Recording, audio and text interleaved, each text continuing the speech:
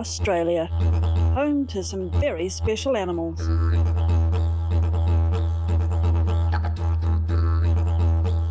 Not the least of which is the wombat.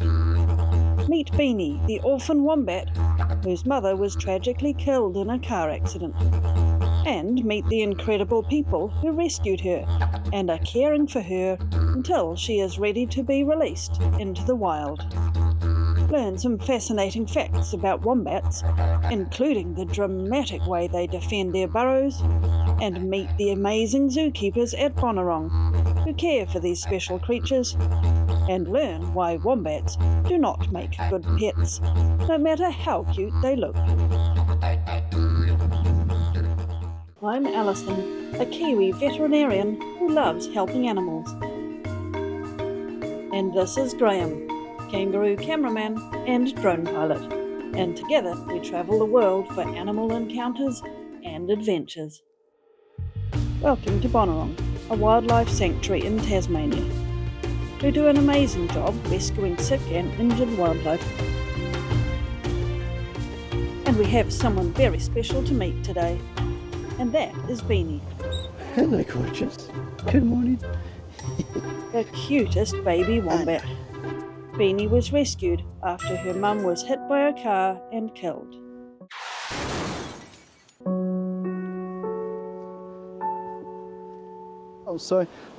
This is Beanie. Beanie, a bit of a sad case. Unfortunately, she was found inside the pouch of her dead mum. Go for a walk. She went to a carer straight away. She had no injuries, luckily. And now that she's old enough, she started to join the park and she basically learned how to be a wombat. So at this early stage, as you can see, she's very friendly, she's very relaxed, she's very confident around people. But when she gets to about 2 years of age, that's going to change very quickly. So at about 2 years of age, every single wombat, regardless of human interaction, regardless of anything, they will go through a hormonal change. It's basically reaching the teenage stage. So you might know it as the terrible twos, you might know it as the teenage ages. So when they get to about 2 years of age, they go through a hormonal change that we call the turning. It's basically them reaching sexual maturity. It basically changes the whole behavior. So they'll be very cute and friendly at this age, but then they'll start to be quite aggressive towards their mum. And in this case, the mum is us. So she'll start biting, she'll start scratching. She'll think of her enclosure as her territory, and she'll start to basically get us out of her territory, which is a great thing. This is exactly what we want her to do, and how, like, the behavior we want to see. Because eventually, she'll go back out into the wild and we'll hopefully never hear from her again. So every single one of our wombats is microchipped. So basically when we do release them, if we get a phone call about an injured wombat in the same area, we always check that it's not one of ours. We don't have the facilities to track him as such, but we always just check that it's not one of ours just to make sure. So far we haven't received any one of ours again, so it's a great thing. This is what we call a bare-nosed wombat, also known as a common wombat. They are found everywhere in Australia, but they are the only ones that you'll see down here in Tassie. In the mainland of Australia, you might see another one called the hairy-nosed wombat, which is more of a sort of brown yellowish colour rather than grey, and they are found only in the mainland. So now a lot of people don't realise, but wombats actually have the largest brain for any marsupial in relation to their body size. So they are one of, if not the smartest animal we have in Australia.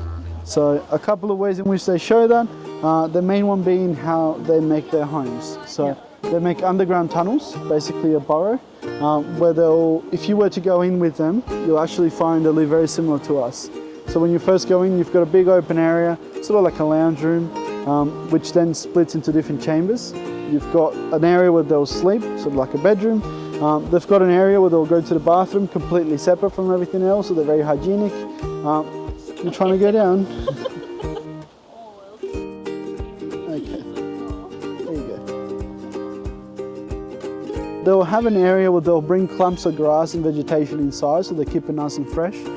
So you can think about it like a pantry. And then if they've got a little joey like this one here, they'll actually build a nursery.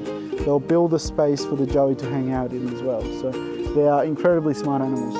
Now another thing as well is when they make the entrance to their burrow, they make it the same diameter as their body. So as she walks around, if you want to give her a little tap on the back of the body, you'll feel a really strong plate. She's got a defensive mechanism right at the back. It's a strong plate made out of something called fascia right here. So can you hear that? Yep. So that plate there is basically how they defend their home. So if they're being chased by a predator, because the entrance is the same diameter as their body, they're going to use that plate to block off the entrance like a plug. And they'll basically just wait for the predator to go away. It's a very thick plate that sits really close to the skin, so there's not a lot of nerve endings, not a lot of blood vessels. They can feel it, but it's not as painful as any other area. So they can basically just be scratched and bitten in this area and it won't affect them as much. But they are going to lose their patience quite quickly. So what they'll do is if they are being chased by a predator, if they're trying to defend their joeys or their burrows, they're going to lay down really flat on the ground at the entrance, and they're going to let the predator put their head above the plate.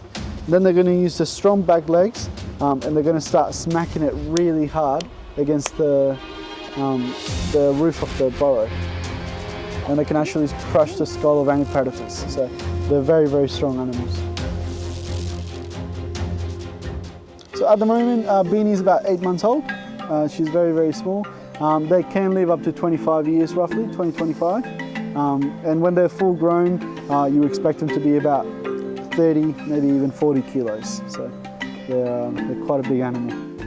Now a lot of people think that the reason why they're so heavy is because they're fat and cuddly. It's actually because they're made out of pure muscle. So you can imagine how much it takes up to dig up all the dirt to make their burrows. Also their burrows are usually about 2 to 3 meters in depth and about 20 to 30 meters in length. So very long and complicated tunnel systems. So they must spend a lot of time digging then. Yeah, absolutely. Rearrange the furniture. Yeah, so that's basically what we teach them here. We have a space where they can hide and rest if they need to, because they do sleep for about 20 hours a day. 18 hours a day. But we do have an area where they can come out outside and start digging and start making their burrows. And we also introduce native grasses and everything that basically they'll be eating out in the wild. So, yeah. Hi, sweetheart. How you doing?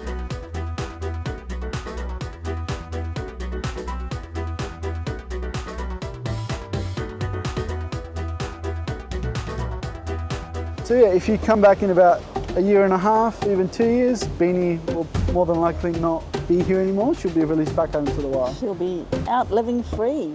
So it's a very rewarding process, as you can imagine, but it can be a little bit bittersweet for some of the keepers because we spend 2 years with the animal every single day. We see them grow. It's basically like letting a child go. You've had enough? Bedtime? Yep.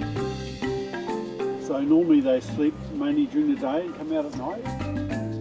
No, they're actually what we call a crepuscular species. So they're only active at dawn and dusk.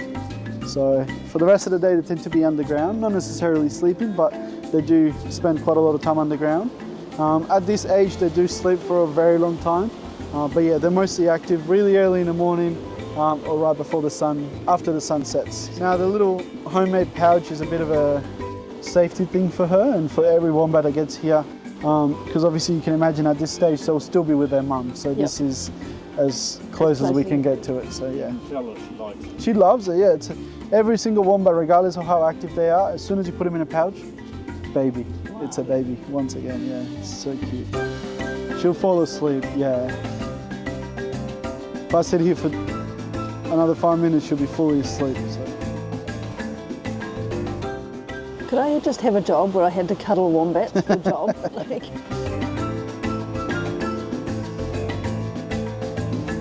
So they mainly eat leaves? Like she was eating the grass. Grass? Okay. Yeah. So. And cell phones. Yeah, that too, yeah. Don't eat cell phones. But yeah, the main diet is just grass, native grass.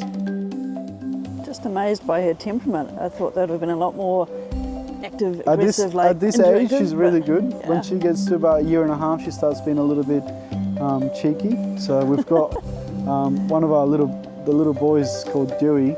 Yeah. Dewey's about 1.5 years, and he's pretty good most of the time. But if he wants to play, he will start roughhousing really quickly. So, Yep.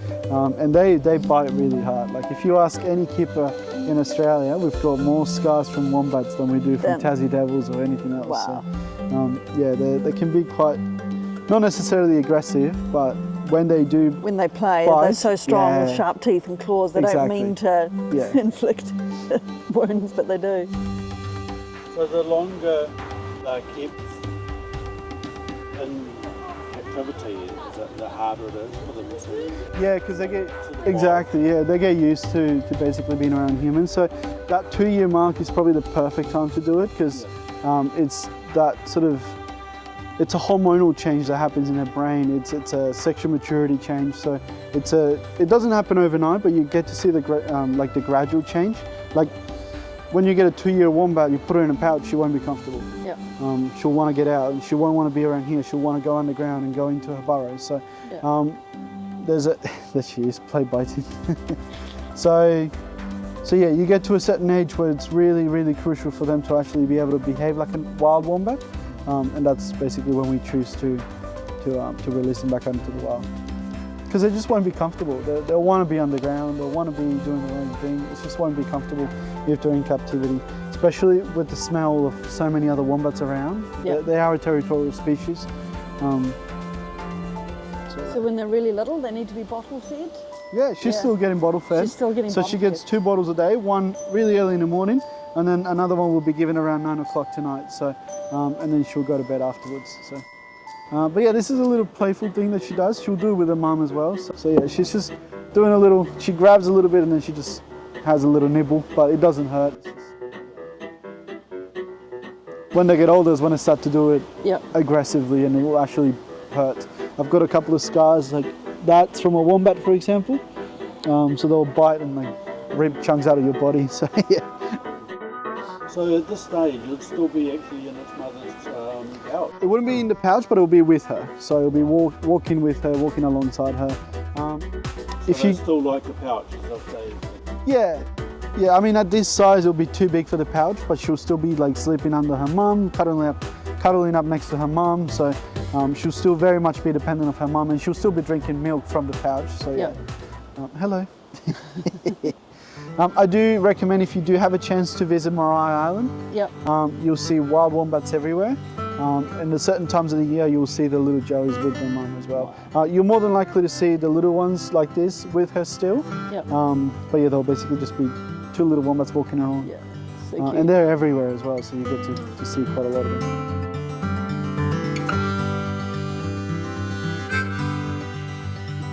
All right, let's put you back to bed. Follow me, guys. I'll show you her enclosure.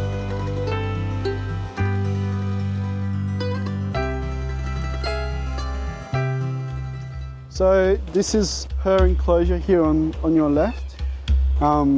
As you can see, she hasn't really made any burrows just yet. We've got a little one just under that log there, but she needs to start learning how to do that. And then as she's pretty confident with it and gets a lot better with it, we move her into a bigger space. So we've got another wombat in here who's just over 1 year old. She's pretty good at making her burrows, so we're giving her a bigger space. As they get bigger again, we move into another larger enclosure, and then eventually down the bottom where basically she has all the space that she needs, very little human interaction. And then after that, the way we release our wombats is something called a soft release. So after they've been in captivity for so long, they get really used to the enclosures and the way they're built up, having the little shelter area and having the space to run around. So what we do with the soft release is we have a property, usually from people that live in the park that have rural properties. We build an enclosure just like the one that we've got here, but we leave the door open. So they'll come and go as they want. They've got the familiar space, and eventually they'll wander out and they'll never come back. So that's how we release our wombats. So yeah. Occasionally we get 1 or 2 come back on the trail cams and, you know, say hello to the old space, but eventually check out the old spot. Yeah, but eventually they'll move on. So yeah. Cool. I'm just gonna put it back to bed. So you'll probably notice if I put her here, she'll more than likely just default inside. So, hey gorgeous, where are you? There you are.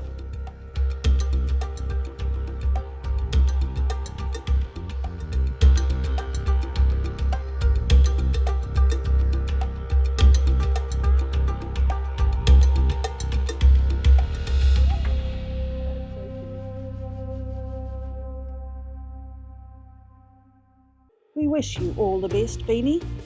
Go and live your best wombat life. Thank you to Bonorong Wildlife Sanctuary for hosting us and sharing Beanie's story. Her journey and the incredible dedication shown by her keepers has inspired me to continue my vet training with an Australian wildlife rescue course run by Taronga Zoo. If you want to help Beanie and her Aussie friends, there are many ways that you can do this. Visit Bonorong. Your entry fee goes towards their wildlife rescue service. Do a private tour with a keeper for some up-close wildlife encounters. Donate to a wildlife rescue service. And if you see dead animals on the roadside, check their pockets for joeys. Safety first, do look after yourselves, and do move the dead animals off the road so scavenger species like Tasmanian devils do not also get hit. Drive only in full daylight and watch out for wildlife. Do a wildlife rescue course. Link in the description. What about just liking, commenting, subscribing and forwarding this video to friends and family who love watching cute baby wombats? It really helps to get the word out, so more people know how to help save the very special wild animals found in Australia. Are you ready for a pop quiz? What is a marsupial? And how many marsupial animals can you name? Comment with your answers below. Thanks for watching. We are more than a travel channel. We volunteer for animal rescues and vet charities, helping pets and people as we go, trying to leave this world a better place. If you would like to help our mission, please do like, comment and subscribe.